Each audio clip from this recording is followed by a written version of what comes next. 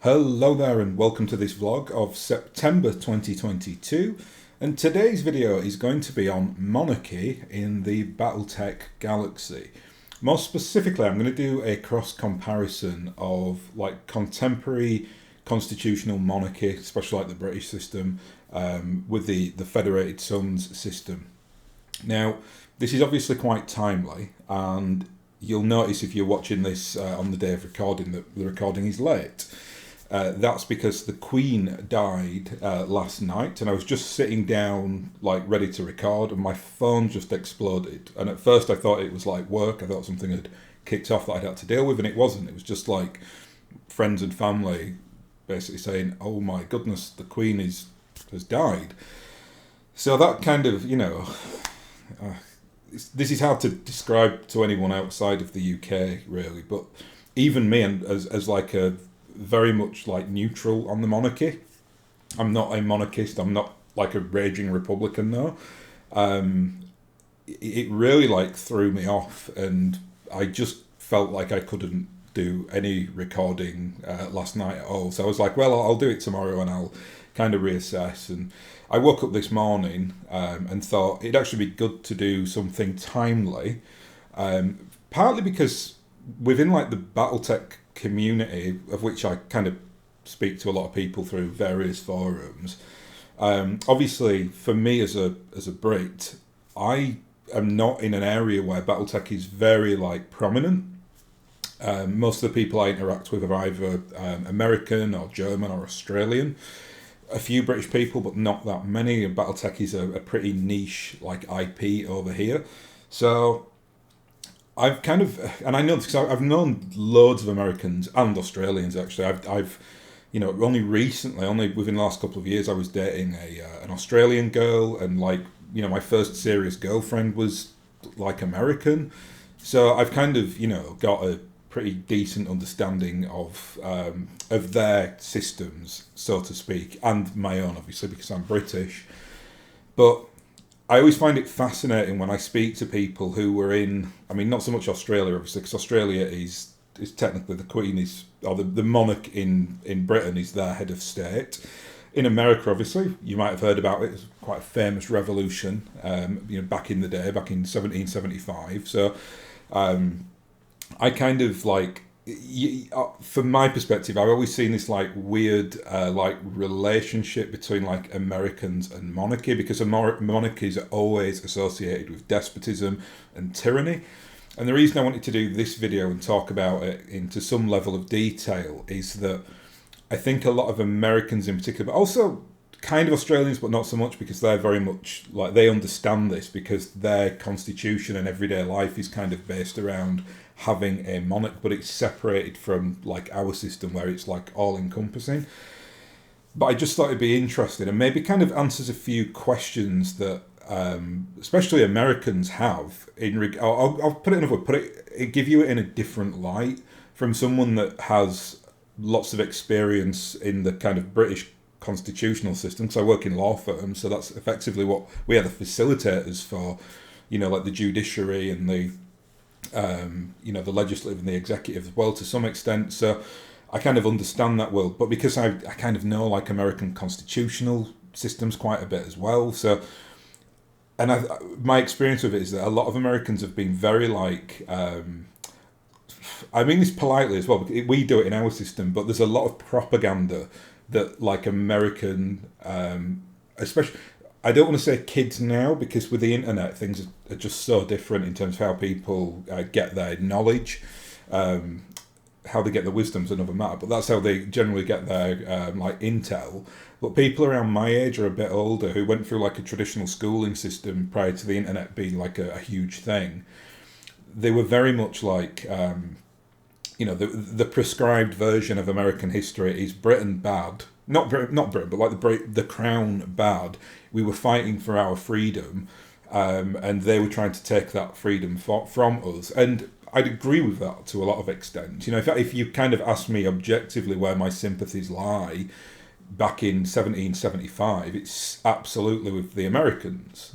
But that's not to say that the American side of the story is the whole story. For instance, there's a big line of like historical analysis, presumably done by British historians, who say that like the Americans were being quite spoiled because the British were in there almost like defending their territorial rights against like the native populace, and the Americans were just constantly going against what the British were asking, which was not to expand further west, because it was upsetting the local inhabitants and the people who've been there for thousands of years, and the British were kind of having to kind of protect that interest. And I'm not saying they're doing it for altruistic reasons. They're doing it because the British wanted the taxes and the goods that came from America. But that's why the tax was there. The tax was effectively there to kind of support like British colonial troops protecting like American interests. So it's a complex situation, and there is certainly two sides to that story. And if you know the nuance of history, for instance, like George III was quite, in monarch terms, and keeping in mind this was when George III was born in the 1740s or 1750s, something I can't remember off the top of my head, but I think it was like 80 when he died. So yeah, that will be 1760s, because I think he died in 1820. Really pushing my memory on that one. But anyway, regardless, like this was a man who was born in a very, like the height of the British Empire. That's kind of in the period in around like the 7 Years' War, when the British really, that's where the British Empire succeeded. And basically defeated a lot of the foreign European powers at a whim, just through like basically commercial might and just good strategic planning and a strong navy. So like that's what George III came from. So for him, it was like Britain had a manifest destiny. And post like the 1707 Act of Union between England and Scotland, it's still seen like that today. I mean, Britain sees itself as like the new Jerusalem, and a lot of countries do see themselves as that. It's like the French post the revolution, they all see themselves as the children of the revolution. And I don't think it was that long ago where there was kind of a decree put in, I don't know if it's like in the French constitution or the French system or something, saying like if anyone goes against the French Revolution, I mean, they consider that their manifest destiny. That's what they gave to the world, and who can dispute that? Because the French Revolution is so monumentally important. I mean, not to take it away from the American Revolution, but it's way more important than the American Revolution. I think at the time the American Revolution was seen as just like an Anglo-Saxon argument in the wider world, but the French Revolution was just massively important. It spilled out those ideas. People like Voltaire, and like a lot prior to that as well, like the great Dutch like humanist people like Erasmus, all those kind of ideas and notions were just being publicised, and it was, I suppose, a fascinating time, and still to this day I think the most studied time in human history. Pretty much, it forged what we now know as the modern world. So, and a lot of those notions that we have now come from America and France. So I'm kind of laying that scene or that theory down before I even go into any of this discussion I'm going to talk about. I am not a monarchist. I'm not doing this in some kind of like irony way or ironical way, like saying, oh yeah, the monarchy is good. But it's far more complicated than I think, especially a lot of Americans will appreciate, just because of the background study that you've had in regards to your history, which doesn't necessarily align with the truth, or not even the truth. I'm not saying that our version is the truth, but there's obviously two sides to the story, is what I'm going to discuss. And how monarchy, in some ways, is actually quite, especially like a constitutional monarchy, really does have its positives, which I'll kind of conclude with in what happened in Australia a few decades ago, when they were asked the question if they wanted to get rid of the monarchy. And that's I see Americans and Australians, to me anyway, very, very similar in like mindset. And again, I can kind of say that having known a lot of Americans and Australians, very different from like the British mentality. British people tend to be quite conservative, and we're quite happy to live in like little houses. And whereas Americans and Australians are quite bombastic, and the Brits will always say that about the Americans. They're like, oh, they are loud.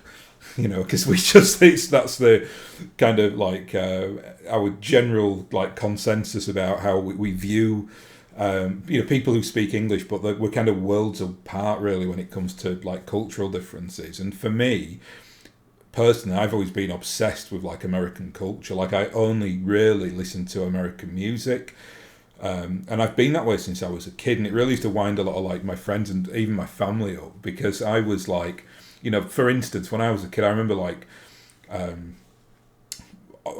coming from a Northern English family. When we're not from Liverpool, but in Britain's a tiny country, so we're kind of, in global terms, we're next door to Liverpool, really, in Yorkshire.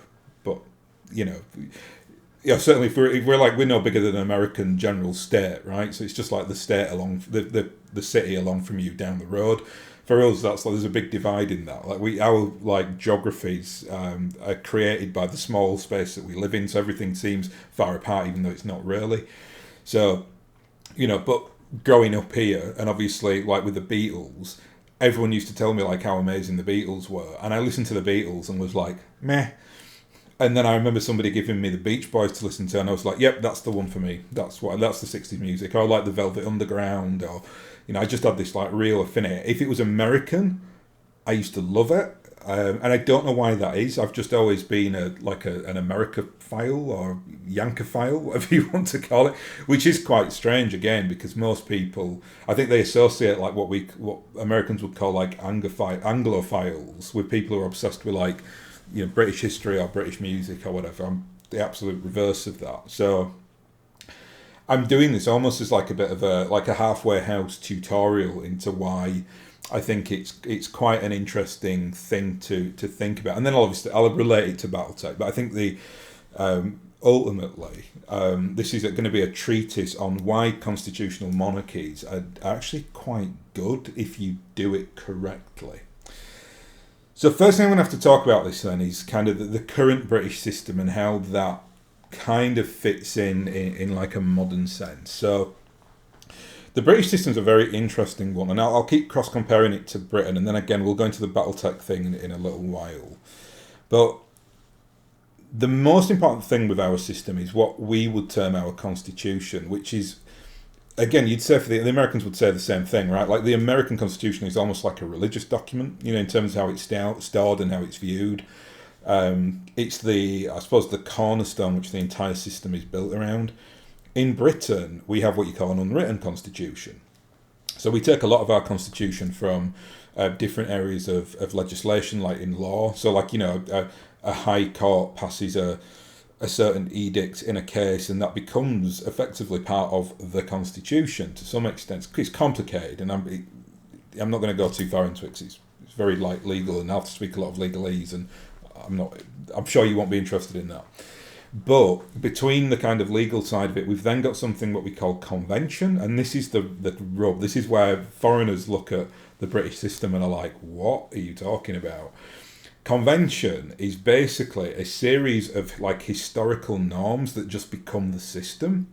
So it's like the Prime Minister. Right? There's nothing set in stone to say that the Prime Minister is a thing. Which, like in America, you've got a president, and it's very obvious what that means. Like, you elect the president is the head of state.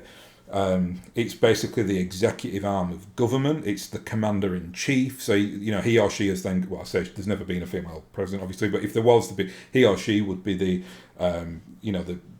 leader of the armed forces, so to speak, as commander-in-chief. So they've got a very definite role, and you can literally point to the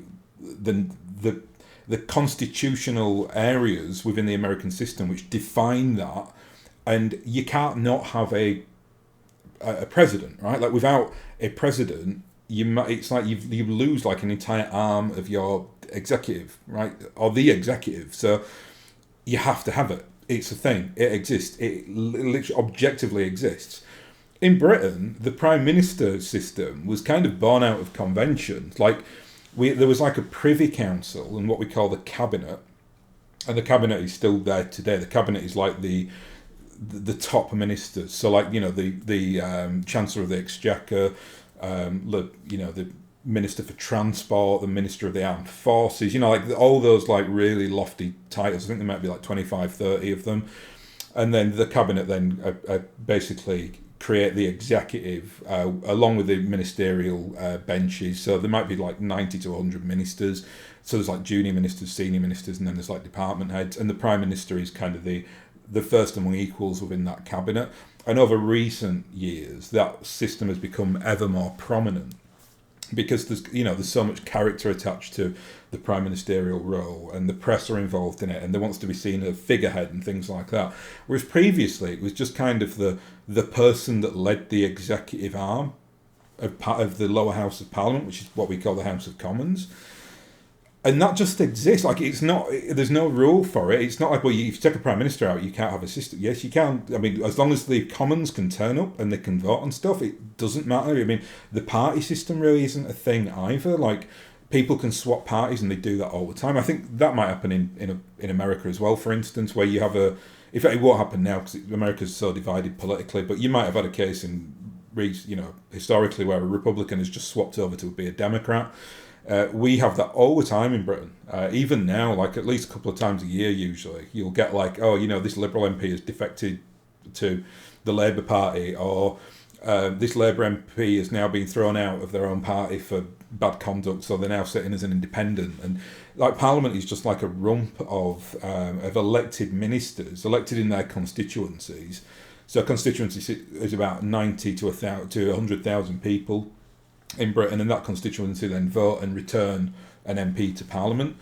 In terms of where the Queen sits in all this, then the Queen, or not just the Queen, it's not the Queen anymore, it's the King actually, but that's going to take some getting used to, I'll tell you what. The monarch, the crown, sits at the very central point of the system. Now, if you're looking at this prima facie, it disturbs a lot of people because they just think, oh my goodness, the monarch has so much power. And yes, they do, but only in theory. And this is where, again, when I get on to talk about the BattleTech thing, and I'll do a cross comparison with the Fed sums, it's different in that because the House Davian are very much at like the central point of the power, but there is still a devolved system, and that really marks into our system as well. So I'll talk about that in some detail. But in terms of the British system, the monarch sits as the kind of centrifugal force between the three arms of, the government, whatever you want to call it. So that's the executive, which is the ministerial, the people that basically push the, enforce. They're the ones that pass the laws. The legislative, that are ones that kind of debate it and draw the laws up. So that's basically the lower house of Commons. And then you've got the judiciary as well. So that's your judges, your high court judges, things like that. The Queen, the monarch, now King Charles III, is in charge of all three branches of those, but technically has zero power. And also, very important to note, which I should mention this, like the American president, the monarch is the one that the armed forces swear allegiance to. So that's all all branches of the military, the Air Force, the standard military and the naval forces. They all swear allegiance to the Queen, not to a prime minister or a party or the Parliament, to the Queen. And in a way, like I said, this is my defence really of like a constitutional monarch, because the main criticism is always kind of on the hereditary like system, where it's like, well, why should you get it? Because you're just born into it. Completely legitimate question. And my kind of modern sensibilities would ask, well, why is that right? Because surely there could be a better person from the job. Well, you see, I'm a very pragmatic person, and I look at other systems. I look at the American presidential system. Do I think that's necessarily better than the British constitutional monarch? Afraid not. Like, I don't see any president in my lifetime that is, I suppose, like, there are ones that you'd consider better than others. But even if you, like, when I go back to me being a child and you think about someone like Bill Clinton, who was very popular internationally, but was generally reviled and hated by like 40% of the American electorate for various reasons. You don't get that with an elected monarch. You're talking about a head of state, even though they're not elected, they kind of get trained from like day one. So like, the Prince Charles, for instance, I feel very sorry for Prince Charles because he's he's not young anymore. He's someone who should be very much like in the depths of his retirement, and he's now been asked to fulfil this like really serious constitutional role. But whatever the situation, I'm sure he's got mixed feelings about it as well, because obviously he has to replace his mother. So it's always kind of the irony of a monarchy system. But Prince Charles has been brought up from day one, from birth, to understand where he fits in the constitutional system. And his son has had to go through exactly the same process. So Prince William, and you'll know this if you kind of know if you keep up with all the weird politics in the royal family between like Prince William and Prince Harry. Prince Harry was never given that kind of upbringing because he was always second in line, so it didn't really matter, not unless something happened to William. So William was the one that they concentrated their efforts on. He was the one that kind of took all the lessons in like constitutional law, and Harry will have had it to some extent, but William was basically prepped from it from being a child. And when you look at how they act now, it's very apparent because William is what I would term a company man. Like if he's basically being ostracised, he's ostracised himself from his brother because he feels his brother is a threat to the company. And the royal family is a company. I mean, it's crown land, right? I mean, however you cut that, it's all about money and power. And yeah, like I say, you can criticise that all you want, but governments are the same, right? So if you've got a president and a federal system in America, they own their own land and they've got their own, power base and finances and are able to tax you. So you're just replacing like a hereditary system with a voting system. There's got to be something there, is what I'm saying. So you then got to ask the question, well, which is better? And I would argue, I do think there is a merit to a constitutional monarchy if it's run correctly by, say, for want of a better term, the correct people who can, for want of a better term, teach that person who is designed. It's weird. It's a very odd system when you think about it. It's like we pour all our hopes and system functionality into one person, and then they've got to kind of sit between those three very important arms of government, and they've then got to become like the head of the armed forces. So they've got an incredible amount of power. But this is the rub, really. Theoretically, they have all the power, but practically they have zero power. We give them like this really like gilded cage lifestyle, but they're effectively a public servant. And if you look at the Queen, I mean, you can think what you want about the Queen, and I know a lot of people will have negative thoughts about her, and obviously it's your prerogative.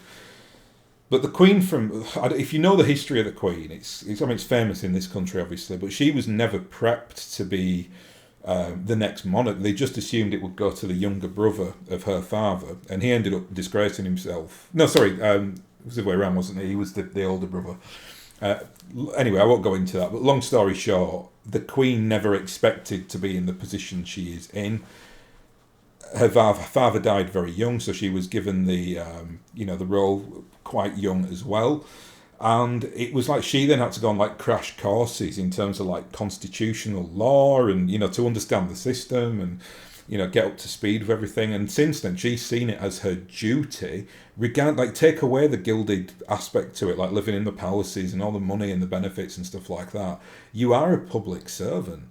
Like the Queen spends most of her days like signing royal edicts and discussing. She meets with the Prime Minister every week.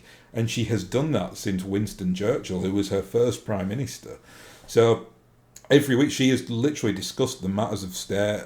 She's massively involved in the system. She's like I've got to speak about her in the past tense now, really, haven't I? But she was the, like this repository of knowledge and convention. And convention's the key word here, that you simply cannot get in something like a presidential system where someone's allowed to be in power for X amount of years and then somebody else takes over.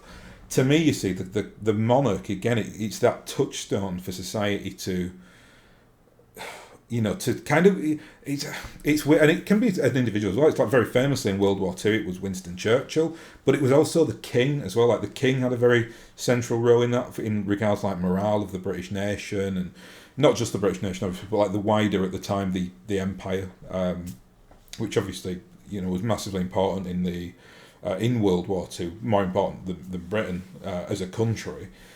So you've got this like really strange dynamic going on with the royal family, where they become pedestaled, but it's if you've kind of studied any kind of anthropology or whatever, you'll know that kind of king sheep models. There's a lot of like sacrifice and weird things going on there. And like back in the day, like they would have a system where you could be like king for a day, for instance, and then they'd sacrifice that person, and it's kind of the irony of like you get all the power, but you don't get to enjoy it, or you get to enjoy it for a very limited amount of time, or you get to enjoy the power, but you've then got this like, you know, you are then if anything goes wrong, you're the one that the people blame. You're the one whose head ends up on the chopping block, as has happened to many monarchs in history. So it's a very, very interesting, strange dynamic. And obviously in a modern system, like in a modern democracy, we're kind of done now really with executing monarchs, but it has happened, you know, very famously, you know, with the Queen, Queen Elizabeth II's father, when he had to take over from his brother because his brother had kind of, you know, he married a divorcee and it had all kicked off. And it was back in the, you know, the 30s, so people had very different mindsets back then. So, you know, like that can happen, but we didn't cut the guy's head off, right? Like he just got basically shuffled out and his brother got put in charge instead. And when it happens, it's like, oh my goodness, like we trained this guy from like day one to be the subject, and it didn't happen. And that's where the risk comes in, because if you kind of flip the coin and you get someone who is like not wanting to play ball or is seen as a little bit of a loose cannon, you can get pretty serious constitutional problems then. And in a way, like we are quite lucky at the moment in terms of like the conservative consistency of the system, if you want to put it that way, that we've got Charles, who is, you know, I mean, he's quite old now, so he's not like, I mean, he was quite a revolutionary type when he was younger. You know, he was very much into like green matters and environmental issues way before they got popular. I mean, I remember he was talking about, I've seen him talking about stuff like this many, many years ago. So he has his streak of like independence and thought process. But now that he's like the age that he is, how far is he going to really be able to do much about that? His son, though, and you know, I mean, I don't know, I mean, Prince Charles might live 20, 30 years and be king for that long, but eventually William's obviously going to get his shot at it. And William will be a relatively young king then. I mean, I think William's actually exactly my age. I think we're born in the same year, so he'll be coming up to 40 as well soon. I can't remember if he's older or younger than I can't remember. But, you know, I don't know, with Charles, I mean, he's male, so obviously men tend to not live as long as women, so, you know, he might get 10, 15 years on the throne or something like that. Or I also get a feeling that they won't allow what happened with the Queen, where she was just, you know, realistically, the Queen should have retired years ago. Like, she's not been able to do any kind of real formal matters of state, like doing the ambassadorial role that you get with the Queen for years and years now. I think 2016 was the last time she did a foreign trip, and her family have taken over from her. So for me, I think like you've got it with the papal system, where the Pope can basically retire and a new Pope take over. That happened the last time. I think we might have to come up with a similar type system, and that's the joy really of what you get when you have an unwritten constitution, because you can change these things quite easily.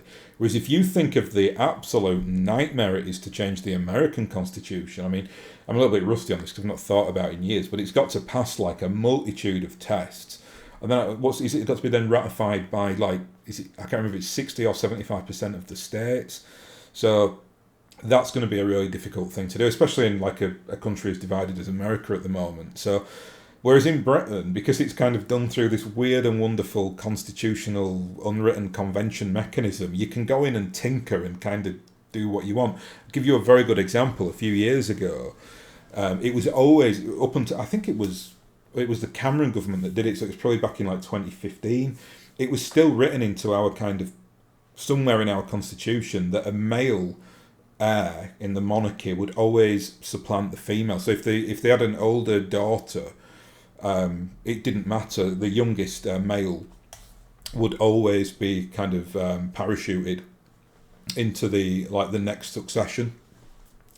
That's actually stopped now. So the eldest is always the first in line, whether it's male or female, and that was changed like super easy. They just basically put it through Parliament. And in this day and age, who's going to disagree with that? Especially, I mean, we'd be mad in Britain to do that. Like we've had our three most prominent monarchs have all been women. You know, Elizabeth I, Victoria, and Elizabeth II. You know, between them, they reigned for what, like 200 plus years or something. We've only ever had one male monarch, I think, that comes close to them, and that's George III. He was on the throne for years and years. But, you know, generally speaking, I mean, Britain is for me, in a, and I mean this seriously, we're quite a matriarchal system. I don't know where that comes from. Very, very different from most European nations. Like it's like America. America's a very patriarchal country. Britain's not. I don't know why that is. It'd be a very interesting study. But we tend to be very, very at ease with like females in power. So just look at like we've had 3 female prime ministers now over the last like 30 years or 40 years. Sorry, Thatcher goes back obviously into the 80s.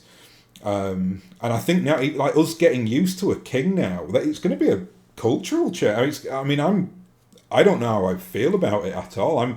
There's a part of me that wants a woman in charge. I mean, I'll never see a woman on the throne again in my lifetime, probably, because William will no doubt live me, given his, you know, he's probably got a much richer, nicer lifestyle than I do. So he'd probably outlive me by 10 years or something. So, you know, I'll never see her, and even then, his firstborn is a boy as well. So, you know, like yeah, there you go. I'll certainly never see a female on the throne again, that's just hit me actually. That's very, very odd. I'm so used to just, you know, even like with the national anthem, "God Save the Queen," and especially in the area I work in law, like there's, you know, in legal documents, if you're doing any kind of like criminal, which I don't do criminal, I'm a corporate bod really, but like you see like Regina and Rex, and it's now going to change to Rex, you know, like the male monarch or king, so to speak.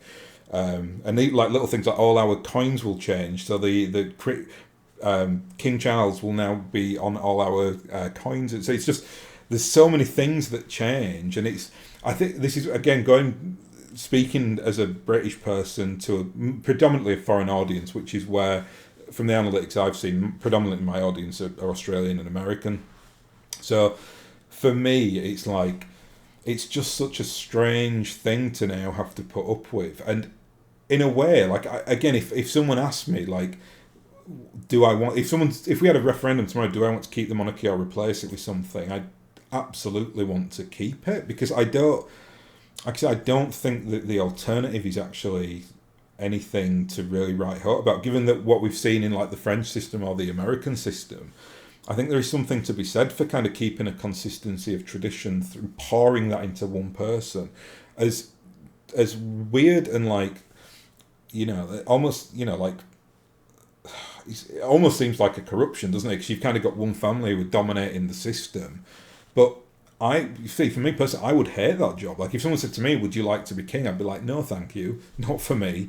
So it's something, I think people have a very distorted view, and I think like Americans in particular, the distortion of that view comes from their history with that particular monarchy. You're going back to like George III and previously to that. So it's very, very complex, but I do think from those reasons that I've cited, I think there's a checks and balance system that, you know, that like America has that as well. America is famous for having lots of checks and balances in its system. But in Britain, we do the same thing. It's just slightly differently kind of edged. I'd also argue as well that as much as like the Americans will talk a good game and say things like, you know, well, anyone can be president here. Like, go look at like the Bush dynasty, right? Like, or like, you know, look at what happened with like the Kennedys, where, I mean, had Ted Kennedy not been involved in that, he was involved in like a car accident, wasn't he, where I think somebody died. I can't remember the details off the top of my head, but had it not been for that, I think everyone just assumed that Ted Kennedy would be president sometime. Like maybe he'd have gone against Reagan or something and might have beaten Reagan. So when you talk about like hereditary, Americans have it as well. It's just that Americans have swapped everything out with money, and we still have like a formulaic system of like convention and hereditary in the system. And again, like I said, if you're asking me theoretically, then yes, of course, the latter is better for a modern democracy. But in practice, I think there's something to be said for having a system that's got a traditional merit to it beyond the standards of what we just consider like modern constitutional democratic norms. Anyway, that's I've been going on there for quite a while. Over 30 minutes there. We've not even touched BattleTech really, but I think it's important, especially on this day. You know, I mean, give me some leeway. You know, that we are all in mourning today. I mean, I'm even wearing black today. That's how, you know, that's how my kind of mindset at the moment. It's very like I didn't know the Queen or anything, obviously, but it's just so. It's so everything feels so somber and strange. So there you are. Anyway, I've got that out of my system. So onto the BattleTech then. BattleTech is, and again, this ties into the American kind of mindset, really, and in a good way, because the people who wrote BattleTech originally were very good at this. But you see, for me, the Fed Sons are, and that's probably why I gravitated towards them. The Fed Sons are a real like a mimic of the like the Anglo-Saxon monarchy. Not exactly, and they are like, even like our, as I was saying previously, our monarch technically and practically doesn't really have any power. The Fedsons though, like House Davian, have a hell of a lot of power. And the reason why I thought about doing this is an interesting thing, like that little compare and contrast, and just delving into some of the kind of factoids around the Fedsons like monarch system. Someone on Twitter had created this like diagram, this like political diagram of where all the kind of great houses sat, and I think I agreed with about 50% of it, but I thought some of it was just plain wrong, and it was clearly, I think, I don't know, I mean, I'm not going to mention any names or anything like that, but it was somebody who I think is quite a young philosophy student or something like that. They certainly spoke like that when I engaged with them on Twitter anyway, but it seemed to me like they'd read the textbook and they understood everything about the theoretical political systems, but they had no real understanding of the pragmatisms of how it worked. So, for instance, on this diagram, and you've probably seen these diagrams as well, like when you talk about like left and right in politics, it's not just on a line, it's on like an axis. So you've kind of got like authoritarianism in like an economic sense, or liberalism in an economic sense on one axis. And then on the other axis, you've got like political, social, extremes. So one is like anarchy, right, where people can just do anything and there's no like laws or regulations to it. And the other side is like jackbooted fascism, where you get told how to think and how to act and everything. And the spectrum then exists, like where you can kind of pinpoint different systems. So if you look like a modern system, like a modern, like the American system at the moment, which I'd consider for Europeans anyway, the American system is very, very right wing. It's why I think a lot of like political tension exists, especially online between British and Americans, because what Americans consider the norm, Europeans consider quite radical, and that's I think where the kind of arguments start. And to me, I'll give you an example, like Bernie Sanders, right? Like the amount of Americans who talk about Bernie Sanders as a communist. If you put Bernie Sanders in like the British system, he'd be completely moderate. Like he'd just be seen as a complete down the centre, nothing. Not you go to like France and Italy and see their left wing radicals.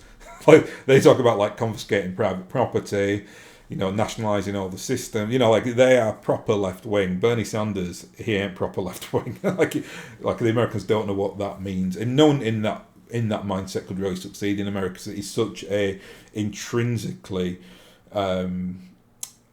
a system geared around the whole concept of individual freedoms.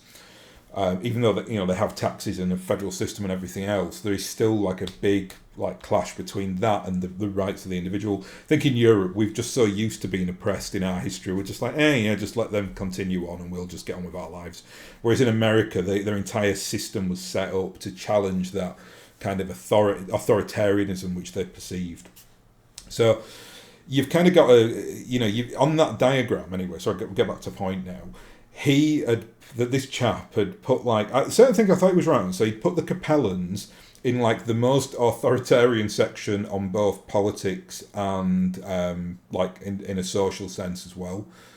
And I thought that was like, I was like, okay, that's completely correct. Like that's what they are. It's basically the Capellans are effectively a police state. I think I'd equate like Capellan society with like modern China, where they just accept no like criticism of the regime, but they've still got like a big trading system. The Capellans are not. It's not like a closed off communist country. or like, it's not based on like traditional, what we consider like traditional left wing economics or anything like that. They are, they're a hybrid system, much like modern China, but importantly, in terms of their like centralization, it's all about the state. Like, you are judged on your capacity to exist and work and add to the state, and if you can't do that, then you are basically less than chattel. Now, so that when he kind of put that on the diagram, I was like, okay, yeah, that I buy into. But then what he did, he put the Fed Sons and Hal Steiner on like the again the authoritarian wing of this, but much more on the kind of civil liberty side, at the other opposite of that. So like in Fed Sons space, for instance, they're not like a ridiculous police state, but they've got like a very they've got a free market economy, so to speak. So I shouldn't really, this diagram, I should have really put a picture of it up or something, but just, trust me when I say that they were kind of on the same point on the axis, but they were at the opposite ends. So again, they have like the Steiner, who are very famously like free market capitalists, and the Fed Sons are very similar to that as well. But he was still kind of saying they were authoritarian. Now, in theory, when you look at it prima facie, and you look at what the Fed Sons are, if you get it out of a textbook, yes, I can see why you would put them there.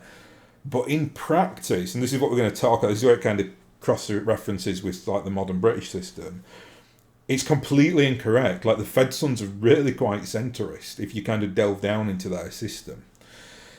So how it works is, obviously you've got the first prince, who is got to be a Davian. This was all started originally. It was a democracy, so they had like their equivalent of a parliament, and all the worlds in the what was the federated suns, and suns in the sense of the kind of sun in the sky, like the federated sun systems, solar systems, whatever. They would then send delegates to this like central parliament, and they would elect like a leader amongst them, and the Davians were a prominent family within that system, and eventually through lots of political turmoil and machinations, the Davians took it over to a point where it just became a monarchy, and they were the head of that monarchy. And to be the first prince, you've got to hold the Davian title, so it is a monarchy. It also has a huge amount of power, and obviously very quickly the Fed Sons expanded to a point where, like in 3025, they're the most powerful power within the BattleTech galaxy by some way. I'm talking about like military and areas of geography and stuff like that. You'd say like how Steiner are much richer, the Free Worlds League are much richer, but the Free Worlds League are fragmented and like a modern federalist system. The Korea, who are not as rich or powerful as the others, but they've got a very weird system themselves with like Japanese feudalism.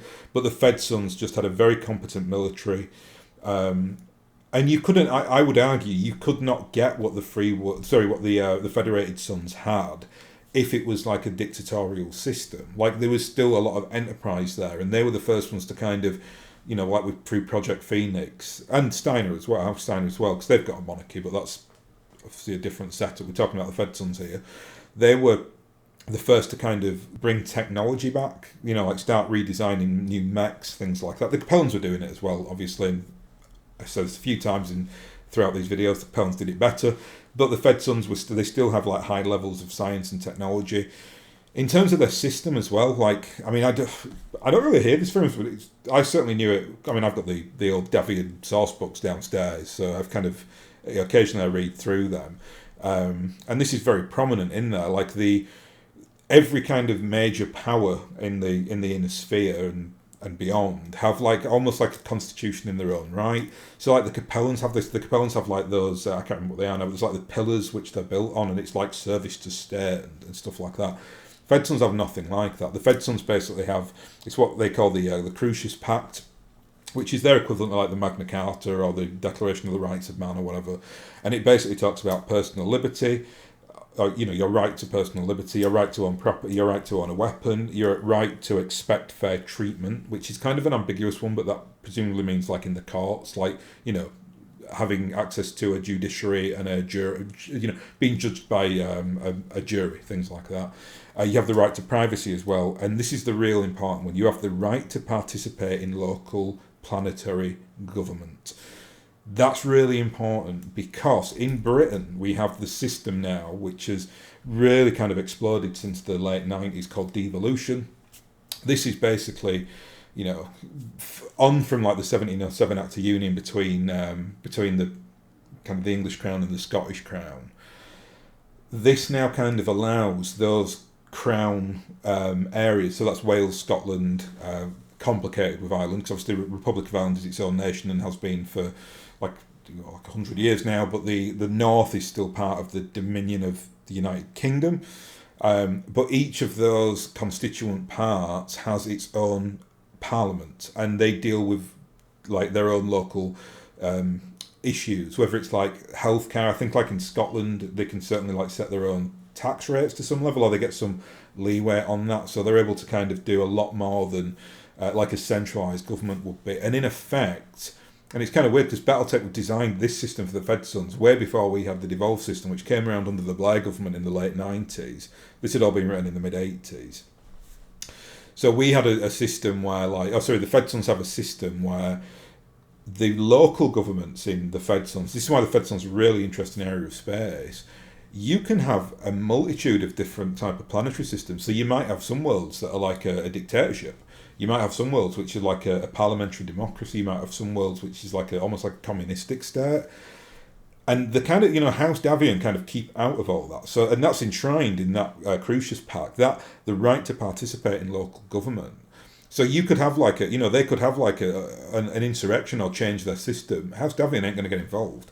Military aren't going to get involved. As long as, they're still paying their taxes to the central system, as long as they're still part of the, the kind of wider Federated Sons. If you think how big the Federated Sons are, or any of the inner sphere powers, they're so huge, you couldn't centralise it anywhere. And even the places that try, like the Capellas, they've still got to have like local constabularies and governments and who kind of control things, even if they have to like swear allegiance to House Liao and that ethos or whatever else. You'd have to do the same things with the Fed Sons, but it's much more liberal than, say, like what the Capellans have. And each system within the Federated Sons has its own kind of like political setup. And you could plausibly get that within a devolved system. So like and we do have that in Scotland. So like Scotland, if you know anything about contemporary British politics, has been talking about basically ceding from the Union and becoming their own country over the last, it's like 10, 15 years. And a lot of that comes out of devolution because the British Central Parliament has given them the power to ask those questions. So, and that's good for me. I mean, I don't want to see Scotland leave I've lived in Scotland, I love Scotland. I don't want to see it leave the Union, but if the people vote for it, I will completely respect their right to do that. I mean, that's democracy. That's what we all should be kind of buying into in our systems.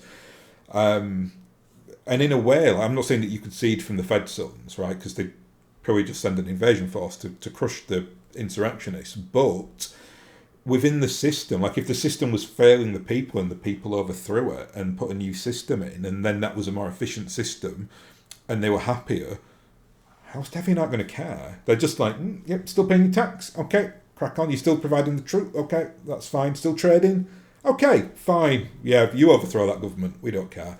So there is like, it's like I said, when you kind of look at these things as like an umbrella system, it's very easy to kind of point at the Fed and say, oh yeah, authoritarian. But in practice, yeah, parts of it are authoritarian. There will be like states and planets within the Fed Sun system that are literally a dictatorship, right? Like literally, that's how the people have come to the conclusion. That's what's best system to run for them. And the kind of House Davian don't get involved. Not just House Davian, but like the central powers on New Avalon don't get involved. They just kind of allow that.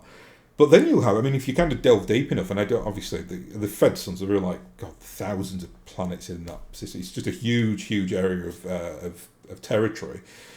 You'll find stuff in there where they'll probably have like pure democracies in there somewhere. Or you'll have like systems that like really kind of emulate the like the modern French system or the modern British system or, the modern British system plus one, or like an old, maybe they've got even like their own sub-monarch that acts as, that pays fealty to like House Davian or something like that. I mean, a lot of these stories won't even have been written because they're so big and it's so sprawling, and there are hundreds of BattleTech books that there aren't enough to cover like the entire political system within the Federated Sons. So it's something where, like, again, I think it just takes a little bit more of a nuanced approach by the viewer, not to just see monarchies as bad. A modern monarchy, much as like the British system is completely serviceable and completely workable, and actually has actually really significant benefits. I mean, very famously in Britain, we say things like, well, yes, the Queen costs a lot of money to keep, or the monarchy keeps a lot of money to keep because they've got the palaces and yada yada. But how much money do they generate in tourism? That's a big factor because they generate a lot. But second of all, as well, like, you name me a more well-known human being than the Queen. So when you talk about like a country's brand and how that kind of works on an international stage, like, I'll give you a challenge now, like, just without googling it or anything. You tell me the last 5 heads of state of Germany. Unless you're German, you can say that. Oh, if you're French, you might know it as well, because it's good for the French always to keep an eye on Germany, because they tend to forget their borders every so often. But like for me, like in Britain, with that, the Anglo-Saxon media that we have, which is just so kind of orientated towards Britain and America, I know Angela Merkel. I know, the one that they got done for corruption. I can't remember. Bernard Schroeder, was that his name? I couldn't go back further than that. Like, honestly, I'd be like, I just lost. Same with like, I could name a couple of French presidents as well. Obviously, I'm a Yankophile, so I can name all the presidents. But what I'm saying is, like, that's standard because that's like the Anglo-Saxon mentality. We're kind of in the English-speaking world anyway. So when you talk about the Queen, though, if you go to some like little child in Sudan and say England, they'll be like, "Oh, the Queen," right? And that's where, like, you have to ask yourself your place in the world. In terms of like the wider context of how people view you and how that's like reciprocated through the wider brand, it's important to have someone that can figurehead for you. And a very good example is, and I'll leave it on this point, I'll wrap it up then. And because I know I've got Australian viewers here, well, if there are, people of a little bit older on the Australian viewerships, you'll know this story, but I'll tell it to especially the Americans. I don't think the Americans will necessarily know this because it won't have been big news back when it was happening. But several decades ago, the Australians had a vote on whether to keep the crown or not as their head of state, the British crown. And everyone, I think, just assumed that they were going to say, we're going to get rid of it. Like, the Americans are a very independent people, and we probably just like, yeah, this is the kind of final death rattle for the old kind of Commonwealth and everything else. And the Australians didn't. The Australians voted to keep it. Now, when they kind of delved into it, like in the post-analysis, it wasn't because they were like all raging monarchists or anything like that. But they asked exactly the same question that I just asked. Like, well, what's replacing it? And is that any better than the Queen? At that time, the Queen and the monarchy. Because I think they would just be like, and I don't mean this in a disrespectful way, but would you rather have a system that has 1,000 years of history behind it and a legacy and a pomp and a ceremony and a standing? Or would you rather have a sheep farmer from Adelaide? Just posing that out there to you. Right? And I don't mean that in a snobby way, but I'm talking about like the gravitas and what comes before the person that you're talking about in the central role in the crown. It's an interesting point, and it's something where, like, monarchies, as much as they are demonised and seen as as a tyranny, if you delve deeper, it's much more complex than that. And Britain is a fantastic example of that, actually, in terms of how a system can kind of fit it in and kind of get it to work, even though it looks really cumbersome and confusing, and it looks at, like, prima facie, like, oh my goodness, that person has so much power and could do so much damage. But they do act as a check against each other, like the parliamentary system acts as a check against the monarch. Because if the monarch decided to kind of go off the walls and started to say, no, I'm not going to sign these documents into law, because they've got to, that's what the monarch does. It's like basically royal approval, where they kind of sign it as an actual executive law. They decide not to do that. The next law that comes from Parliament to the monarch is, we're dissolving the monarchy, and if you don't want to dissolve the monarchy, we will cut your head off. Maybe not cut your head off now, but that certainly would have been the case a couple of 100 years ago. Now, though, it would very much be like, we're going to get rid of you, go in disgrace for upsetting democracy, and we're going to put the person below you in charge, who's going to be an easier management for us to run. But likewise, if we had a parliament who were quite despotic and maybe on the bit of the, the extreme, whether left or right, the monarch is the head of the armed forces, and if the monarch was like doing their job correctly, that's a bit of an ace in the hole for like any kind of tyranny that comes through Parliament, which I think will be very difficult in the British system, because the British system is so bound by convention and it's so historical, and it'd be so difficult to go in there and be a despot, just because there's no like centrifugal force, the way that the kind of collective cabinet works. It'd be so difficult to manufacture that.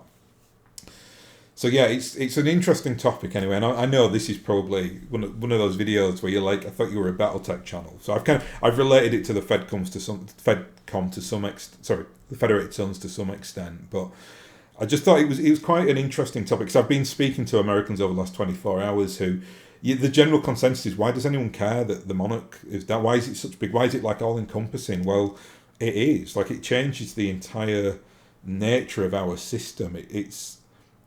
I can't describe it. I cannot describe it. It's so difficult, because I'm not necessarily like a sentimental person. I'm certainly not a monarchist, but I feel it. I can feel the kind of anguish and the upset and the, I mean, today at work, we've literally just cancelled everything. I mean, I've done like 2 calls today. I had many calls set up today. A lot of the clients, we literally got emails from clients saying, please don't email us. This is usually from governmental bodies who are just like, and not because they were like grieving or anything like that per se, but just because it's now like the whole mechanism of society will it'll come to a very abrupt halt, but then it'll start again very quickly. Because nothing stops the mechanisms of state, but that it's that like inhale of breath, like, so everything's changed, everything, and then, it then gets going, as the expression goes. In this case, the Queen is dead, long live the King, which doesn't roll off the tongue. The King is dead, long live the King is the the actual historical expression there, but that's what it means. Like, as soon as the Queen of England drew her last breath on, what was it now, Thursday the 8th of September, the second that happens, Charles III is king. It's not about his coronation or anything like that. The succession, that's how succession works. And the coronation will happen, obviously, and they'll do it formally, but then after that point, it's, that's it then. Like, you've got, the new king is there already, but that's when they kind of get really put into place, so to speak. And he's there until he draws his last breath. And that's how the Fed Sons work as well. You've got that kind of very definitive lineage where I think slightly different. So you've got to have the Davin name.